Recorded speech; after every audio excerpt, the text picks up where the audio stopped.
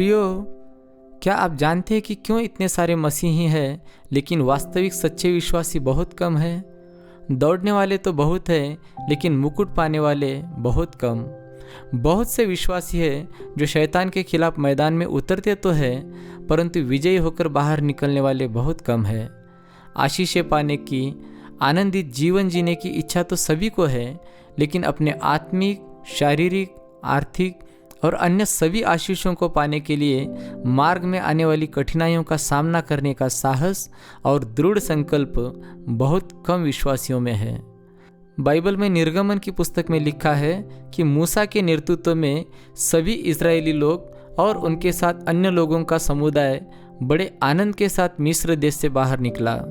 परंतु जब जंगल में भूख के कारण उन्हें थोड़ी सी परेशानियों का सामना करने का वक्त आया और जब उन्हें पता चला कि प्रभु उन्हें तुरंत कनान देश नहीं पहुंचाएगा, जब उन्हें महसूस होने लगा कि शांति और समृद्धि की बजाय सामने युद्ध और गरीबी भी आ सकती है, तब ये कायर सैनिकों की तरह प्रभु परमेश्वर का अर्थात अपने ध्वज का त्याग करके फिर से मिस्र की ओर और अपमानजनक वापसी के लिए तैयार हो गए थे।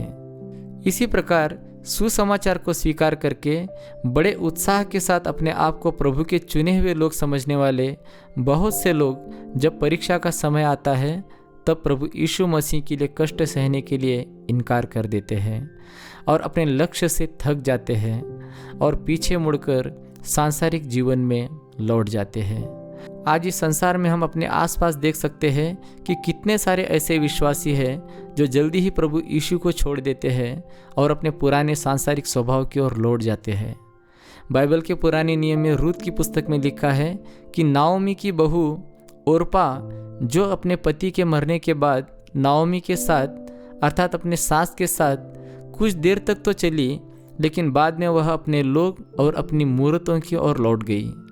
वह अपनी सास नाओमी का आदर भी करती थी, उससे प्रेम भी रखती थी, परंतु उसका मन दृढ़ संकल्प के साथ अपनी सास के साथ अपने मरे हुए पति के देश में अपने पति के प्रभु के साथ और उसके लोगों के बीच रहने का ढाढ़स नहीं दिखा सकी। ठीक उसी तरह आज कई विश्वासी प्रभु यीशु मसीह के साथ एक दो मील तो चलते हैं, लेकिन जब उन्हें एहसास होने लगता है प्रभु का वचन उन्हें सांसारिक लालसाओं से दूर करना चाहता है और अपना क्रूस उठाकर हर तरह के कष्ट, संघर्ष, निंदा, अपमान सहने के लिए तैयार रहने के लिए कहता है, तब प्रभु से अपना मुख फेरकर वे अपने पुराने जीवन की ओर लौट जाते हैं। सच तो यह है कि विश्वासी स्वर्ग भी खोना नहीं चाहते, उद्धार भी पाना चाहते हैं, लेकिन उसे पाने के लिए कोई कीमत नहीं चुकाना चाहते। कुछ मसीही उन अपरिपक्व जवानों की तरह है जो मिठाई की दुकान की मिठास को देखकर व्यवसाय तो चुन लेते हैं, लेकिन जब उसके साथ आने वाले श्रम और कठिनाई के कड़वे स्वाद चखने लगते हैं तब वे हार मान लेते हैं और अपने काम से ऊब जाते हैं। वैसे ही उद्धार के सुसमाचार की सुंदरता, स्वर्ग के राज्य की अद्भुत बातें सुनकर कई लोग आनंद से सुसमाचार को स्वीकार कर लेते हैं, परंतु तुरंत वे उस बीज के समान जो पथरीली ज़मीन पर गिरा, वहाँ गहरी मिट्टी न होने के कारण तुरंत उगा और जड़ न होने के कारण वह तुरंत सूख गया, वैसे ही विश्वास में कमज़ोर होकर पीछे हट जाते हैं। हो सकता है कि वे अब भी प्रभु यीशु मसीह को ही प्रभु मानते हो, लेकिन उनके अपने जीवन का उनका अपना छुड़ाने वाला एकमात्र प्रभु जानकर विश्वास में दृढ़ होकर वे नहीं चल पाते। इसलिए प्रियो, प्रभु यीशु का पूरी तरह से अनुसरण करने के लिए सांसारिक मन और सोच से भिन्न एक दृढ़ आत्मा की आवश्यकता होती है। इसलिए हमें अपने विश्वास की चौकसी करनी चाहिए। क्या हमारे विश्वास की नींव चट्टान को गहरा खोदकर बने हुए घर की तरह मजबूत है, या फिर रेती के ऊपर बने घर की तरह जो हवा और आंधी के कारण गिर सकता है? क्योंकि ये हमारे विश्वास की निष्ठा के लिए इतना आवश्यक है कि इसके बिना हम वह होने का दावा नहीं कर सकते जो हम वास्तव में हैं। प्रकाशित वाक्य अध्याय 21 और वचन 8 के आधार पर मैं कह सकता हूँ कि नरक की दिशा में मार्च करने वालों की कतार में डरपोक लोग सबसे आगे होते हैं, परंतु जो स्वर्ग पर चढ़ाई करते हैं वे साहसी और पराक्रमी होते हैं। भय में रहने वाले कभी स्वर्ग को नहीं जीत सकते।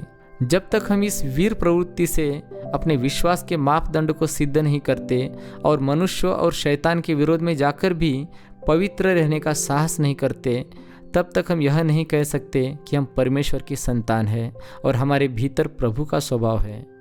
सच्चाई तो यह है कि जिस प्रकार से गरुड़ अपने बच्चों की परीक्षा सूर्य के सामने लेता है, उसी तरह से प्रभु अपने बच्चों की परीक्षा उनके साहस से लेता है, जो उसके लिए मृत्यु और संकट की आंखों में भी आंखें डालकर देखने का साहस करते हैं।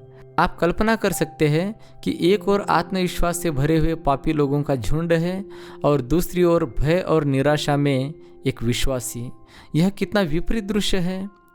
एक तरफ वे लोग जो बुराई करने का दृढ़ निश्चय करते हैं और दूसरी तरफ प्रभु के लोग जो अपने पवित्र मार्ग में डगमगाते और डरते रहते हैं। प्रियो, हमें बलवान वीर की तरह अपने आत्मिक जीवन में आगे बढ़ना जरूरी है। विपरीत परिस्थितियों को सामने देखकर हमें अपने विश्वास के झंडे को छिपाना नहीं चाहिए या डर कर भागना नहीं चाहिए। हमें प्रेरित पौलुस की तरह मेरे लिए जीना मसीह और मरना लाभ है, इस विचार के साथ जीना चाहिए। चाहे आत्मिक, शारीरिक या मानसिक कोई भी स्थिति कितनी भी प्रतिकूल क्यों न हो, हमारा विश्वास यह होना चाहिए कि प्रभु इन सब में से निकालने के लिए उन्हें सक्षम है। हमें प्रभु परमेश्वर के गौरवशाली नाम के साथ विश्वासघात नहीं करना चाहिए। इसलिए प्रियो, धीरज धरो और बलवंत बनो, क्योंकि खुद परमेश्वर आपके पक्ष में लड़ रहा है। उसने अपने ही पुत्र को यानी हमारे उद्धार के कर्ता प्रभु यीशु मसीह को इस युद्ध भूमि का सेनापति नियुक्त किया है। वह मुझे और आपको साहस के साथ आगे ले जाएगा और सम्मान के साथ विजय दिलाएगा। वह हमारे लिए जिया, वह हमारे लिए ही मरा, वह हमारे साथ हमेशा हमेशा रहेगा। अपने सैनिकों के प्रति दया और कोमलता दिखाने में उसके जैसा कोई नहीं है।